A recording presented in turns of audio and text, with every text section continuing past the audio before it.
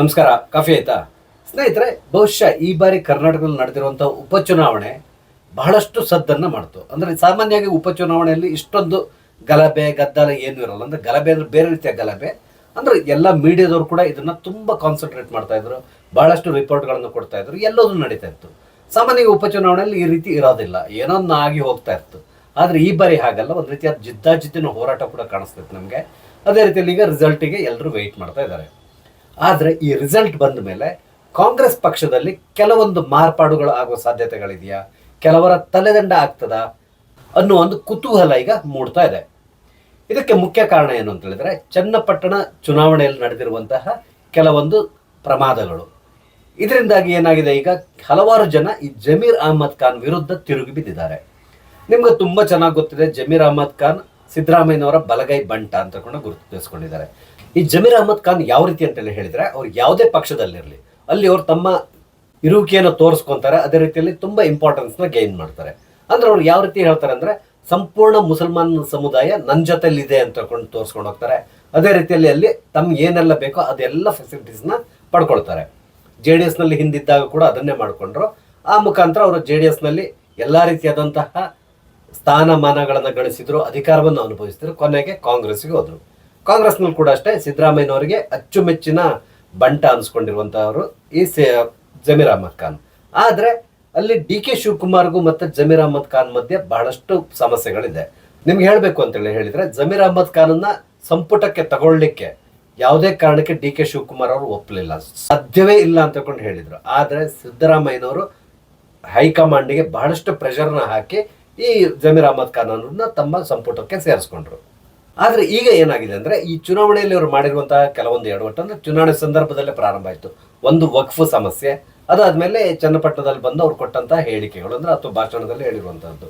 ಇದರಿಂದಾಗಿ ಬಹುದೊಡ್ಡ ಡ್ಯಾಮೇಜ್ ಈಗ ಕಾಂಗ್ರೆಸ್ಗೆ ಆಗಿದೆ. ಅದರಲ್ಲೂ ಮುಖ್ಯವಾಗಿ ಹೇಳ್ಬೇಕಂದ್ರೆ, ಹಿಂದೂಗಳಿಗೆ ಒಂದು ರೀತಿಯಾದಂತಹ ಹೆದರಿಕೆಯನ್ನು ಹುಟ್ಟಿಸುವ ಕೆಲಸವನ್ನ ಜಮೀರ್ ಅಹಮದ್ ಖಾನ್ ಮಾಡ್ತಾ ಇದ್ದಾರೆ. ಅಂದ್ರೆ ಈ ವಕ್ಫ್ ಮುಖಾಂತರ, ಅಂದ್ರೆ ರೈತರ ಭೂಮಿಯನ್ನ ವಕ್ಫಿಗೆ ಸೇರಿದಂತ ಹೇಳಿರುವಂತದ್ದು, ಇಂಥದ್ದೆಲ್ಲ ಇದರಿಂದಾಗಿ ಬಹಳಷ್ಟು ಜನ ಒಂದು ರೀತಿಯ ಭಯಭೀತರಾಗಿದ್ದಾರೆ. ಇದೆಲ್ಲೋದ್ರಿಂದಾಗಿ ಹಿಂದೂಗಳು ಬಹಳಷ್ಟು ಜನ, ಅಂದ್ರೆ ಮೊದಲು ಕಾಂಗ್ರೆಸ್ಗೆ ವೋಟ್ ಹಾಕ್ತಾ ಇದ್ದಂತಹ ಹಿಂದೂಗಳು ಬಹಳಷ್ಟು ಜನ ಕಾಂಗ್ರೆಸ್ಗೆ ವಿರುದ್ಧವಾಗಿ ಮತ ಚಲಾಯಿಸಿದ್ದಾರೆ ಅಂತ ಹೇಳ್ಕೊಂಡು ಅಲ್ಲಲ್ಲಿ ಮಾತಾಡ್ಕೊಳ್ಳಿ ಶುರು ಮಾಡಿದ್ದಾರೆ.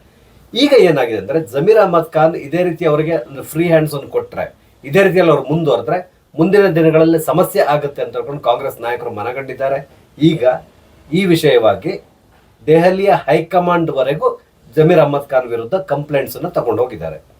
ಅಂದ್ರೆ ಈಗಾಗಲೇ ಜಮೀರ್ ಅಹಮದ್ ಖಾನ್ ಅವ್ರನ್ನ ಏನಾದ್ರೂ ಮಾಡಿ ಸಚಿವ ಸಂಪುಟದಿಂದ ವಜಾ ಮಾಡಬೇಕು, ಅಂದ್ರೆ ಅವ್ರನ್ನ ಈ ಸಚಿವ ಸಂಪುಟದಿಂದ ಕೈ ಬಿಟ್ಟು ಅದ್ರ ಬದಲಿ ಬೇರೆ ಯಾರಿಗಾರು ಅವಕಾಶ ಕೊಡಬೇಕು ಅಂತಕೊಂಡು ಬಹಳಷ್ಟು ಜನ ಪ್ರೆಷರ್ ಹಾಕಲಿ ಶುರು ಮಾಡಿದ್ದಾರೆ. ಇವನ್ ಎಲ್ಲಿವರೆಗೆ ಅಂದ್ರೆ, ಮುಸ್ಲಿಂ ನಾಯಕರೇ ಜಮೀರ್ ಅಹಮದ್ ಖಾನ್ ಅವ್ರನ್ನ ವಿರೋಧಿಸಲಿ ಶುರು ಮಾಡಿದ್ದಾರೆ. ಅಂದ್ರೆ ಇಲ್ಲಿ ಏನಾಗ್ತಾ ಇದೆ ಅಂತ ಹೇಳಿದ್ರೆ, ಜಮೀರ್ ಅಹಮದ್ ಖಾನ್ ಹೋದಲ್ಲಿ ಬಂದಲ್ಲಿ ಎಲ್ಲ ತಾನೇ ಮುಸ್ಲಿಂ ಸರ್ವೋಚ್ಚ ನಾಯಕ ಅನ್ನುವ ರೀತಿಯಲ್ಲಿ ಬಿಂಬಿಸ್ಕೊಳ್ತಾ ಇದ್ದಾರೆ. ಅದೇ ರೀತಿಯಲ್ಲಿ ಮಾತಾಡ್ತಾ ಇದ್ದಾರೆ. ಇದ್ರ ಜೊತೆಯಲ್ಲಿ ಇನ್ನೊಂದು ಏನ್ ಮಾಡ್ತಾ ಇದ್ದಾರೆ ಅಂದ್ರೆ, ಅವರು ಹಿಂದೂಗಳು ಮತ್ತು ಮುಸಲ್ಮಾನರ ಮಧ್ಯ ದ್ವೇಷ ಜಾಸ್ತಿ ಆಗೋ ರೀತಿಯಲ್ಲಿ ನೋಡ್ಕೊಂತ ಇದ್ದಾರೆ.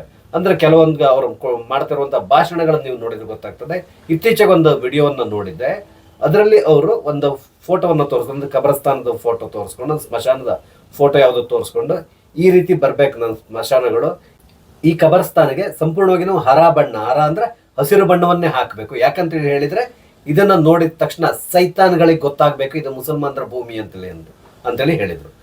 ಸೈತಾನ್ ಅಂತೇಳಿ ಅವ್ರು ಹೇಳುವಾಗ ಇದೆಯಲ್ಲ, ಅವರ ಮುಖಚರ್ಯ ನೋಡಿದ್ರೆ ಗೊತ್ತಾಗ್ತದೆ. ಅವ್ರು ಸೈತಾನ್ ಅಂತೇಳಿ ಬೇರೆ ಇನ್ಯಾರಿಗೂ ಹೇಳಲ್ಲ, ಹಿಂದೂಗಳಿಗೆ ಹೇಳೋದು. ಅವ್ರ ಮುಖಚರ್ಯ ನೋಡಿದ್ರೆ ಗೊತ್ತಾಗ್ತದೆ ಹಿಂದೂಗಳನ್ನ ಎಷ್ಟು ದ್ವೇಷಿಸ್ತಾ ಇದ್ದಾರೆ ಅಂತ ಹೇಳ್ಕೊಂಡು. ಹಾಗಾಗಿ ಏನಾಗಿದೆ, ಮುಸಲ್ಮಾನರಿಗೂ ಕೂಡ ಬಹಳಷ್ಟು ಬೇಸರ ಆಗ್ಲಿ ಶುರುವಾಗಿದೆ. ಅಂದ್ರೆ ಇಲ್ಲಿ ದ್ವೇಷ, ಅನಾವಶ್ಯಕವಾಗಿ ದ್ವೇಷವನ್ನ ಇವರು ಹಬ್ಬಿಸ್ತಾ ಇದ್ದಾರೆ ಅಂತಕೊಂಡು ಮುಸಲ್ಮಾನ್ ನಾಯಕರು ಕೂಡ ಈಗ ಮಾತಾಡ್ಕೊಳ್ಳಿ ಶುರು ಮಾಡಿದ್ದಾರೆ. ಹಾಗಾಗಿ ಇವ್ರನ್ನ ಇದೇ ರೀತಿಯಲ್ಲಿ ನಾವು ಮುಂದುವರಿಲಿಕ್ಕೆ ಬಿಟ್ರೆ ಮುಂದಿನ ದಿನಗಳಲ್ಲಿ ಕರ್ನಾಟಕದಲ್ಲಿ ಸಮಸ್ಯೆ ಆಗ್ತದೆ, ಕಾಂಗ್ರೆಸ್ಗೂ ಕೂಡ ಸಮಸ್ಯೆ ಆಗುತ್ತೆ ಅಂತಕೊಂಡು ಮನಗಂಡಿದ್ದಾರೆ. ಹಾಗಾಗಿ ಏನ್ ಮಾಡ್ತಾ ಇದ್ದಾರೆ, ಇವರ ವಿರುದ್ಧ ಈಗ ಹೈಕಮಾಂಡ್ ವರೆಗೆ ಈ ಕಂಪ್ಲೇಂಟ್ ಹೋಗಿದೆ ಅನ್ನುವ ಸುದ್ದಿ ಬರ್ತಾ ಇದೆ. ಅಂದ್ರೆ ಮುಂದಿನ ದಿನಗಳಲ್ಲಿ ಏನಾದ್ರೂ ಮಾಡಿ ಈ ಜಮೀರ್ ಅಹಮದ್ ಖಾನ್ ಅವ್ರನ್ನ ಕಟ್ ಹಾಕಬೇಕು. ಅಂದ್ರೆ ಅವ್ರು ಹೋಗ್ತಾ ಇರುವಂತ ವೇಗ ಇದೆಯಲ್ಲ, ಅದಕ್ಕೆ ಕಡಿವಾಣ ಹಾಕಬೇಕು. ಇಲ್ಲದಿದ್ರೆ ತುಂಬಾ ಸಮಸ್ಯೆಗಳು ಕರ್ನಾಟಕದಲ್ಲಿ ಉದ್ಭವ ಆಗ್ತದೆ ಅಂತಕೊಂಡು ಈಗ ಕಂಪ್ಲೇಂಟ್ ಹೋಗ್ತಾ ಇದೆ. ಇದಕ್ಕೆ ಮುಖ್ಯ ಕಾರಣ ಏನು ಅಂತ ಹೇಳಿದ್ರೆ, ಮುಂದೆ ಬರುವಂತ ಚುನಾವಣೆಗಳಲ್ಲಿ ಕಾಂಗ್ರೆಸ್ಗೆ ಗೆಲುವು ಅನ್ನೋದು ಮರೀಚಿಕೆ ಆಗೋ ಸಾಧ್ಯತೆ ಇದೆ. ಒಂದು ಕಡೆ JDS ಮತ್ತು BJP ಒಂದಾಗಿದೆ. ಇದ್ರ ಜೊತೆಯಲ್ಲಿ ಹಿಂದೂಗಳ ಮತವನ್ನ ಇವರು ಕ್ರಮೇಣವಾಗಿ ಕಳ್ಕೊಳ್ಳಿಕ್ಕೆ ಶುರು ಮಾಡಿದ್ದಾರೆ. ಈಗಾಗಲೇ ಕಾಂಗ್ರೆಸ್ಗೆ ಒಂದು ರೀತಿಯಾದಂತಹ ಸಾಂಪ್ರದಾಯಿಕ ಮತ ಬ್ಯಾಂಕ್ ಅನ್ಸ್ಕೊಂಡಿರುವಂತಹ ಕೆಲವೊಂದು ಸಮುದಾಯಗಳು ಅಂದ್ರೆ ಹಿಂದೂಗಳ ಸಮುದಾಯಗಳು ಕಾಂಗ್ರೆಸ್ನಿಂದ ವಿಮುಖರಾಗ್ತಾ ಇದ್ದಾರೆ. ಅಂದ್ರೆ ಕಾಂಗ್ರೆಸ್ಗೆ ಅವರು ಮತ ಹಾಕೋದನ್ನ ಕಮ್ಮಿ ಮಾಡ್ತಾ ಬರ್ತಾ ಇದ್ದಾರೆ. ಅಂದ್ರೆ ಕೆಲವರು ನೋಡ್ತಾರೆ ಏನೆಲ್ಲ ಇದೆ, ಕೆಲವೊಂದು ವಿದ್ಯಮಾನಗಳನ್ನ ನೋಡ್ಕೊಂಡು ನಮ್ಗೆ ಹಿಂದೂಗಳು ಉಳ್ಕೋಬೇಕು ಅಂತ ಹೇಳಿದ್ರೆ ಕಾಂಗ್ರೆಸ್ ನಾವು ಆರಿಸಬಾರದು. ಅದಕ್ಕೆ ಮುಖ್ಯ ಕಾರಣ ಅಂದ್ರೆ ಜಮೀರ್ ಅಹಮದ್ ಖಾನ್ ತರದವರು ಮಾಡ್ತಾ ಇರುವಂತಹ ಕೆಲವೊಂದು ಎಡವಟ್ಟುಗಳು, ಇವರು ಕೊಡುವಂತಹ ಹೇಳಿಕೆ, ಮಾಡುವಂತಹ ಭಾಷಣ, ಇದರಿಂದಾಗಿ ಈ ಸಮಸ್ಯೆಗಳು ಉದ್ಭವ ಆಗ್ತಾ ಇದೆ. ಅದರಲ್ಲೂ ಮುಖ್ಯವಾಗಿ ಚುನಾವಣಾ ಸಂದರ್ಭದಲ್ಲೇ ಈ ವಕ್ಫ್ ವಿಷಯವನ್ನು ತಗೊಂಡು ಬಂದು ಬಹುದೊಡ್ಡ ಡ್ಯಾಮೇಜ್ ಅನ್ನ ಕಾಂಗ್ರೆಸ್ಗೆ ಮಾಡಿದ್ದಾರೆ. ಈ ಡ್ಯಾಮೇಜ್ ಅನ್ನು ನಾವು ಕಂಟ್ರೋಲ್ ಮಾಡಬೇಕು ಅಂತ ಹೇಳಿದ್ರೆ ಜಮೀರ್ ಅಹಮದ್ ಖಾನ್ ಅವ್ರನ್ನ ಸಚಿವ ಸಂಪುಟದಿಂದ ಕೈ ಬಿಡಬೇಕು. ಇಲ್ಲದಿದ್ರೆ ಮುಂದಿನ ದಿನಗಳಲ್ಲಿ ಬಹಳಷ್ಟು ನಷ್ಟವನ್ನ ಕಾಂಗ್ರೆಸ್ ಅನುಭವಿಸ್ತದೆ ಅಂತೇಳಿ ಈಗಾಗಲೇ ಹೈಕಮಾಂಡ್ಗೆ ಕನ್ವಿನ್ಸ್ ಮಾಡ್ಲಿಕ್ಕೆ ಪ್ರಯತ್ನ ಪಡ್ತಾ ಇದ್ದಾರೆ. ಈ ಹಿಂದೆನೆ ಮಲ್ಲಿಕಾರ್ಜುನ್ ಖರ್ಗೆ ಕೂಡ ಕಂಪ್ಲೇಂಟ್ ಮಾಡಿದ್ದಾರೆ ಅನ್ನೋ ಸುದ್ದಿ ಇದೆ.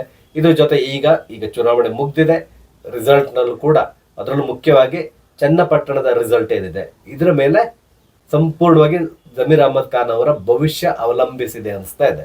ನೋಡೋಣ ಏನೆಲ್ಲ ಆಗ್ತದೆ ಅಂತ ಕೂಡ ರಿಸಲ್ಟ್ ಬರ್ಲಿಕ್ಕೆ 23 ತಾರೀಕು ನಾವು ಕಾಯ್ಬೇಕು. ಅಲ್ಲಿವರೆಗೆ ಈ ಊಹಾಪೋಹಗಳೆಲ್ಲ ನಡೀತಾ ಇರ್ತದೆ. ಮುಂದೆ ಏನಾಗುತ್ತೆ ಕಾದ್ ನೋಡೋಣ. ಸ್ನೇಹಿತರೆ, ನಾನು ಹಂಚ್ಕೊಂಡಿರುವಂತಹ ವಿಷಯ ನಿಮ್ಗೆ ಇಷ್ಟ ಆಗಿದ್ರೆ ದಯವಿಟ್ಟು ಲೈಕ್ ಮಾಡಿ, ಶೇರ್ ಮಾಡಿ, ಹಾಗೆ ದಯವಿಟ್ಟು ನನ್ನ ಚಾನಲ್ ಸಬ್ಸ್ಕ್ರೈಬ್ ಮಾಡಿ. ನಮಸ್ತೆ, ಜೈ ಹಿಂದ್.